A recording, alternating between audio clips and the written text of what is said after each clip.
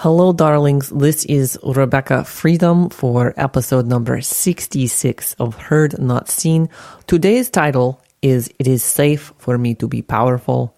I'm very powerful witch, because this was all talking about the old world of witches. And of course, there's all sorts of witches out there. They weren't only from the Russian tradition, but they were also from the Celtic tradition, and they all practice differently. There's all manner of Norse type of Celts, and there's witches all around the world, and there's even southern witches who just practice by being kitchen witches and know how to whip up those biscuits and put them together. It's really incredible. And then you got the Italian witches, where there's a heavy use of garlic and judgment. So there's all sorts of witches in the world. Today we're going to be talking about waking the witches. Where are my witches at? Thank you for listening to my various characters, and they'll be coming out today.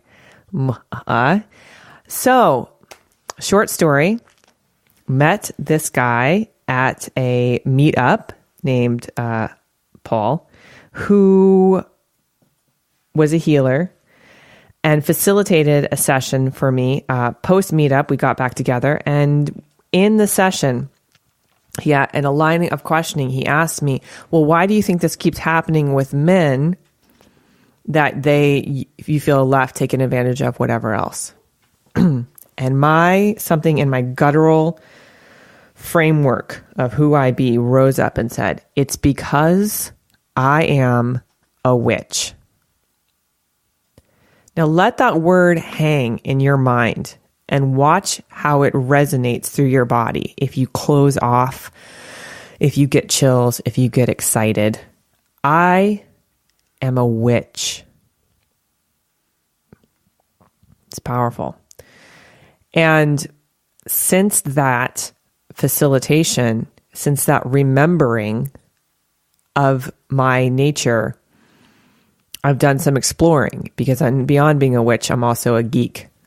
And I like to research things and dive in. And this happened right before Halloween of this year. So naturally, I was like, okay, well, let me go get a spell book and start to read the spells, which nowadays it's been sanitized, and we just say intentions, gratitude journals,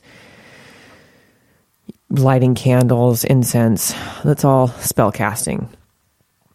Paganism, Wicca, the practice of witchcraft, obviously was pre-Christianity. It's so powerful. And so in my exploration, magic was really guiding me almost like a dowsing stick, and pulled me to Barnes & Noble. And I asked the woman at the counter, where's a book of spells? And of course, you can feel people bristle a little bit, but she brought me to the metaphysical section. And I sat down and I pulled out this book of spells. And then on the shelf, I look up and there's this book with this matte black cover and a simple word that says witch, with the subtitles, Unleashed, Untamed, Unapologetic, by Lisa Lister.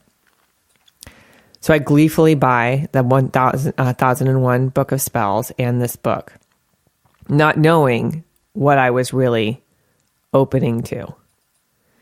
Because the story of the witch is the story of every woman who has ever walked this earth. Because witch does not mean some hag. It means, and even hag has a different meaning. It means that the feminine essence, the nurturing mother, was a part of our existence, that she was a healer and a wise woman. A witch was somebody, and we often see someone represented of age being a witch, because a witch was wisdom gained after her menstrual cycle stopped. And Lisa Lister, again, I'm going to just really say, so I'm going to almost quote many aspects of this book, because she goes into what the witch trials were. The point of this podcast is to say that our voices have been cut off, our tongues cut out, our necks with nooses around them, burned, drowned, pinned, forsaken, banished, persecuted. This is not the story of somebody who practiced black magic in the woods. This is the story of every fucking strong woman out there who had knowledge, who was a healer, who had power in her womb and knew her pussy was fucking epic. So, witch. I will at first when I put it out there, I was like, ooh, this is scary. Why would I say I'm a witch? Why would I say I am a witch? I was raised Christian. I was raised in the church to believe in a God that died for my sins, that rose from the dead, that I was made in the image and likeness of God, that I had a role as a woman. So why would I say I'm a witch? And I don't denounce the power of Christ, of Jesus Christ, and that he in his own way was a bodhisattva, bringing the feminine truth back, the ability to change water into wine, to those aspects of nurture and of love and of the New Testament and of the Gospels are powerful. There's magic in the Bible, okay? Like, again, I forget if it's Elijah or Elisha, got swept up to heaven in a chariot. Swing low, sweet chariot, and let me ride. Rock me, Lord, come on easy. I got a mountain on the other side. So the hymns we sing, the rituals we do, and everything, where do you think that comes from? Mama, Mother, fucking Earth. We come from her and we go to her. Ashes to ashes, dust to dust. Okay? But in the 14th century, this energy, which could be described as evil, evil simply being all the places we cut ourselves off from awareness and connection, the patriarchy took over. And the patriarchy is something that is predominantly European and white. It is not indigenous. It is the removal. It is basically the Cartesian split, where I think, therefore I am. I think, thought, rationality. The Renaissance period was the time that we separated our mind from our body. That religion stopped being connected to Mother Earth. That it became this misogynistic, oppressive fucking bullshit. And I want to tell you, in this book, I was reading a section that made my mouth agape, open up, where they said at any given time, there you could be accused. You have a cat. Your neighbor doesn't like you. You know herbs. You know how to stop pregnancy. You know how to start pregnancy. You know how to soothe somebody when they're giving birth. The doulas could be called out as witches at any particular time and murdered. You could call it one of the most. We talk about the Holocaust of Jews, and certainly there were men that were caught up in the witch trials that were killed as well. But the Holocaust, and in her book, she says it's the Holocaust of the healers. The patriarchy, the energy of the patriarchy came in, and the devastation reaches us still today because the patriarchy took the mother out of the parental role. And I love what Lisa Lister says in here. When you remove a parent from that piece, the child becomes infanticized, and they are then dependent on the father. They are completely dependent, and they are not nurtured into full maturation. So you have these little bitches running around. We see this persistent adolescence that goes on in Western culture. Because guess why? We're cut off from mama. We're cut off from Mother Earth. Listen to me now. This is not just a story. This is your story. If you're a woman and you bleed and you have a womb and you have a pussy and you have a voice that has been cut off, this is your story. And the patriarchy continues. Billions of dollars are spent on plastic surgery, on beauty products, and it's not to say that you can't express yourself artistically through these avenues, but the self-loathing that comes from being a woman, that's the fucking patriarchy. And I'm going to tell you something too, men, the men that are listening to this, you have been hurt by the patriarchy as well. You have been devastatingly hurt by the patriarchy because you have been given this model of what it is to be a man is to cut yourself off from the feminine, the very life force that gave you life. Whew. Come on, I'm going to preach here. Come on, let's step into this. Let's get this together because this is not just a movement for the feminine. It's for all of us, for humankind. Because guess what? Look at how the patriarchy treats Mother Earth. Fracking, pollution, destruction, corruption. That is the energy of the patriarchy. So I want to speak into it to say, if you want to see change, start voting women into office and sync their cycles.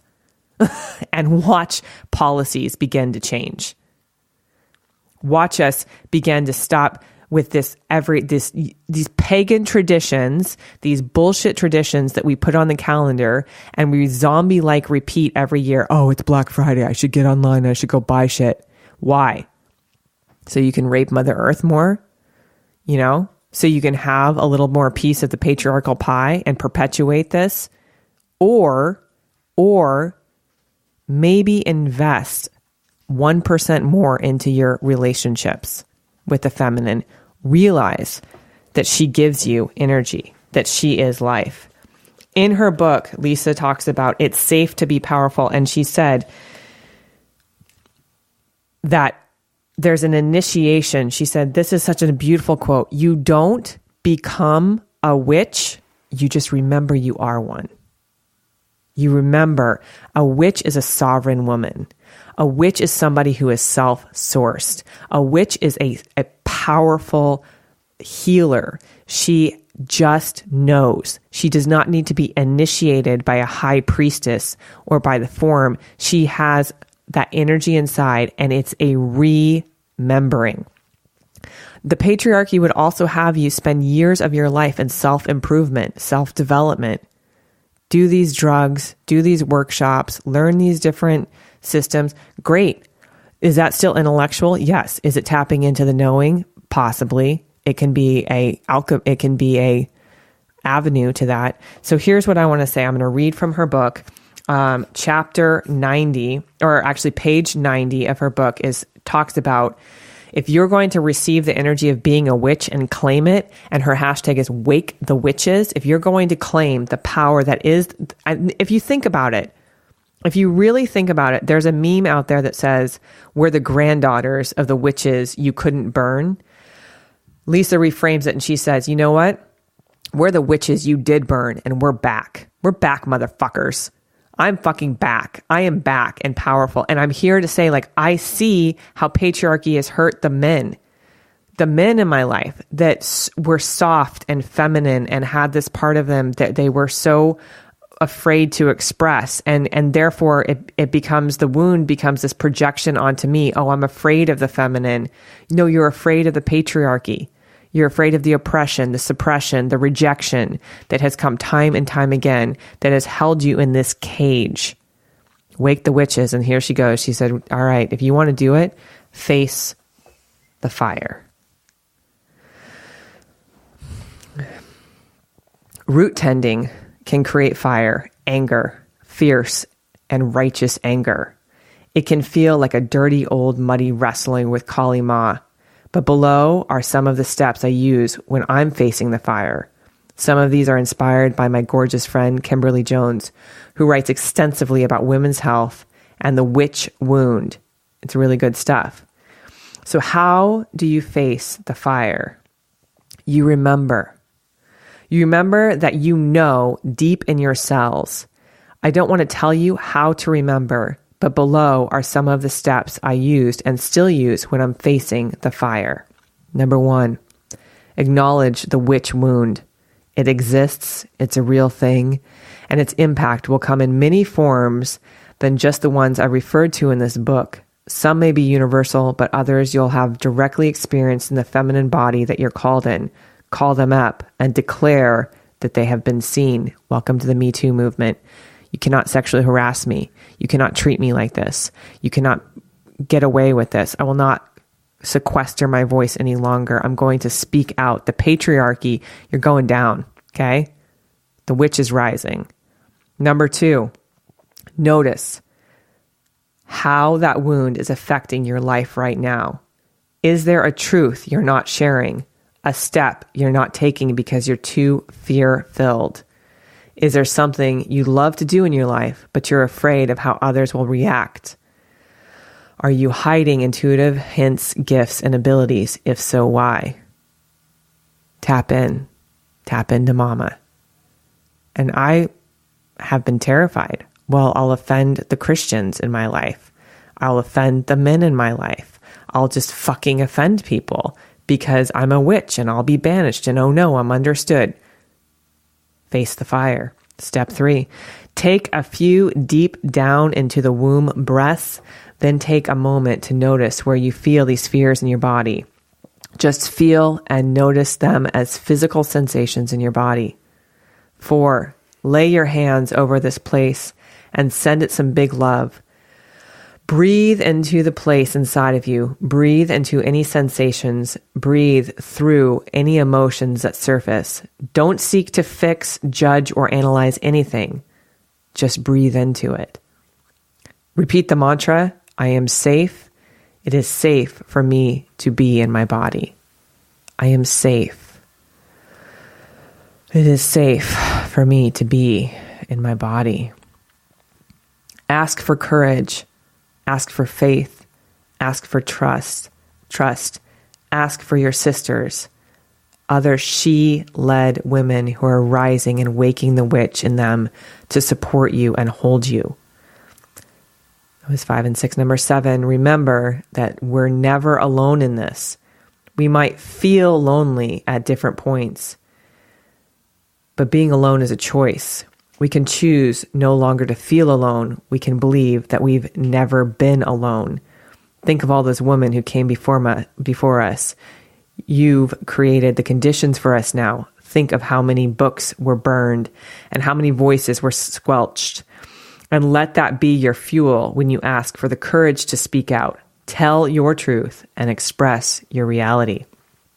Number 8, ask the Divine Mother Goddess, she, all that is, ask her to help you. Feel all your fire ignite through those flames and ask her to walk with you. Witch, you've got this. This book is some of the most powerful truth about the women in my life, the women who walk around afraid, hurt, wounded. We've had nooses around our necks, and this is page 69 of this book. Hit me so hard when my mouth dropped open. They said the way they used to touch a witch is they had this blunt object, that would run down their back, and they could and it would have a needle that would poke out into it. And if she screamed, she was a witch. And so they would run it down her back and trigger that needle stabbing into her. And of course she would scream. And therefore she was made to be a witch, to be persecuted, to be cast aside. Millions of women were killed. Millions of the witch trials. In fact, there were cities that they burned so many at once, the fat from their bodies would coat the roofs of the houses in the village. This is a disgusting history that has been rewritten by men because the women had an oral tradition and they were not allowed to read and write. So they passed on their knowledge in circles over tea ceremonies, preparing tinctures and herbs. This is your lineage. This is a time in our history where as a woman, it's not about feminism. It's not about the National Organization of Women now. It's about waking the witches, the witch inside of you, the sovereign woman who would stand up and claim her power, that your womb is powerful. This is where life germinates and comes from. And men, that you wake your connection with women and say, you bring me energy. That you don't push us into this male dominant porn industry, into, again, the continued oppression. That we walk together, women, unleashed, untamed, and unapologetic. Wake the witch. If you want to tap into this on a deeper level, I encourage you to use Ancestry.com, trace your ancestry. You'll find probably at least one witch, one bruja, one creatrix, someone who practiced the Nordic way of being witch, the Dianic way of being witch, the Celtic way of being a witch, the Appalachian granny tradition of being witch, the Alexandrian witch, the Astru and followers of the Northern tradition, Freya, Frigg, Odin, Thor. This is your lineage. It's time to reclaim the power of witch as the wise woman, the healer, the nurturer, and the source of power. With that said, reach out to me if this is a topic that really hits you and hits home. Let's have a conversation about it. Let's use our intuitive gifts together to band together in one coven at a time. This is Rebecca Freedom. Be motherfucking set free.